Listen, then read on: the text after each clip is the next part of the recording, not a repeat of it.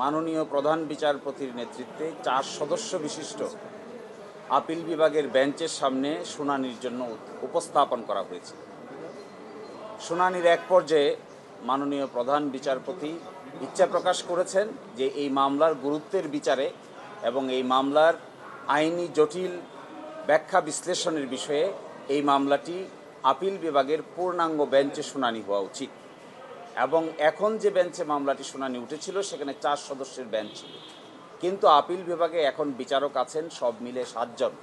এই জন্য পরিস্থিতি বিবেচনায়, গুরুত্বের বিবেচনায় এবং এই মামলার উচ্চতার বিবেচনায় এবং আইনের ব্যাখ্যা বিশ্লেষণের বিবেচনায় এই মামলাটি আগামী 6 তারিখে 1 নম্বর আইটেম হিসেবে পূর্ণাঙ্গ বেঞ্চে শুনানির জন্য দিন নির্ধারণ করেছেন।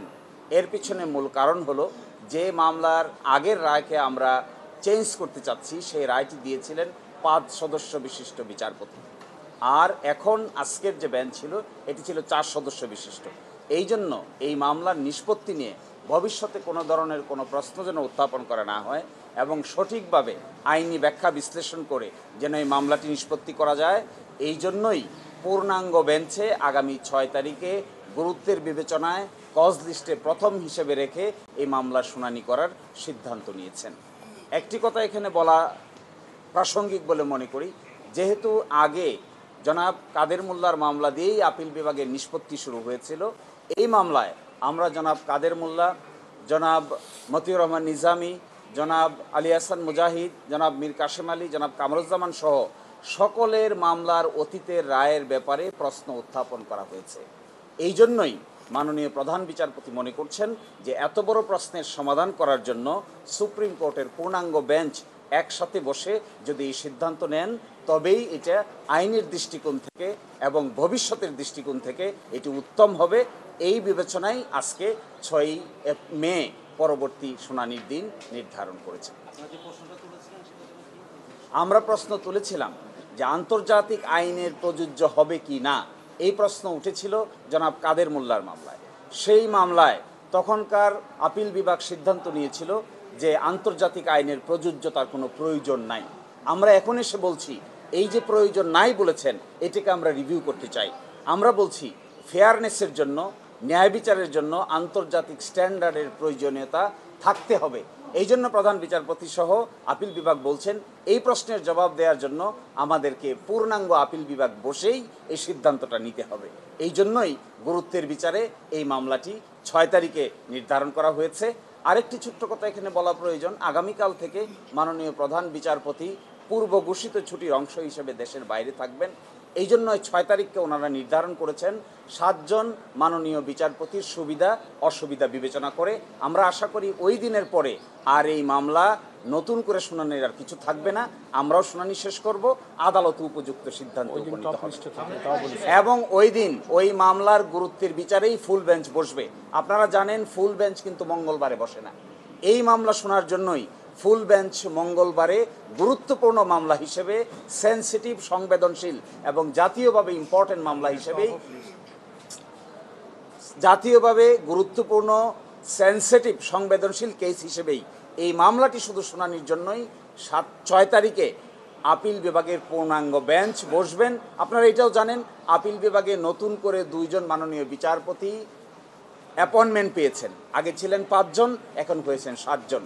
আমরা মনে করি এই মামলার গুরুত্বের বিচারে পূর্ণাঙ্গ বেঞ্চে শুনানিই হবে এই মামলার প্রতি ন্যায় বিচার। হ্যাঁ, আমরা আন্তর্জাতিক আইনের স্ট্যান্ডার্ড যদি মানা হতো, আমরা সবাই নির্দ্বিধায় মনে করি যাদেরকে ফাঁসি কাস্টে ঝুলানো হয়েছে এবং আজকে যার বিচার করার জন্য আমরা পুনরুত্থান করেছি, রিভিউ ফাইল করেছি, যাদেরকে ফাঁসি কাস্টে ঝুলানো হয়েছে আন্তর্জাতিক স্ট্যান্ডার্ড মানলে তাদের সকলকেই বেকসুর খালাস দিতে না। আমরা হতাশ নই, তবে আমরা খুব বিস্মিত এবং ব্যথিত যে 5ই আগস্টের সরকার পরিবর্তনের পর যারা আওয়ামী ফ্যাসিবাদের হাতে মজলুম ছিল, অন্যায়ভাবে আটক ছিল, অন্যায় বিচারে যাদেরকে ফাঁসি দেওয়া হয়েছে, গুম করা হয়েছে, অন্যায়ভাবে শাস্তি দেওয়া হয়েছে, প্রায় সকলেই তারা কিন্তু মুক্তি পেয়ে গিয়েছে। কিন্তু আমাদের মজলুম জননেতা এটিএম আজহারুল ইসলামের বিরুদ্ধে আনিত যে সমস্ত মিথ্যা অভিযোগ, তার কোনো একটি অভিযোগের সাথে তার তিলমাত্র সম্পর্ক নেই। এটা আদালতে আমাদের পক্ষ থেকে আইনজীবীরা যথার্থভাবে সেটা প্রমাণ করতে সক্ষম হয়েছেন। তারপরে ওই 8 মাস পর্যন্ত তার এই মামলার যে কোনো ব্যাখ্যাই আইনজীবীরা দিতে পারেন, কোর্টের কাছে একটা ব্যাখ্যা থাকতে পারে, কিন্তু সময়টা যে 8 মাস পার হয়েছে, সারা দেশের লক্ষ কোটি আমাদের নেতা কর্মী শুভাকাঙ্ক্ষী যারা ন্যায় বিচারের প্রত্যাশায় দিন গুনছেন তারা ব্যথিত। তো আমরা হতাশ নই এই কারণে যে আদালতের কাছে আমরা সুবিচারের জন্য ধৈর্য ধারণ করছি। আমরা আশা করি আদালত আমাদের প্রতি সুবিচার করবেন। আমাদের সম্মানিত আইনজীবী আপনাদের কাছে আদালতের প্রসিডিউর এবং বিধানগুলো উল্লেখ করে আজকে আদালতের যে নির্দেশনা সেটাও আপনাদের কাছে ব্যক্ত করেছেন। আমরা ধৈর্য ধরব, আদালতের নিয়মের প্রতি আমরা শ্রদ্ধাশীল, কিন্তু আমরা আশা করব যে পাবলিক যে পারসেপশন এবং তিনি যে মজলুম এবং সকলেই মুক্তি পেলেন, একটালেও মুক্তি পেলেন না, এ জবাব, এ দায় শুধু আমাদের নয়, এদেশের জনগণের, সরকারের, প্রশাসনের। আর জুডিশিয়ারিতে যারা আছেন তারাও মানুষ, তাদেরও বিবেক আছে।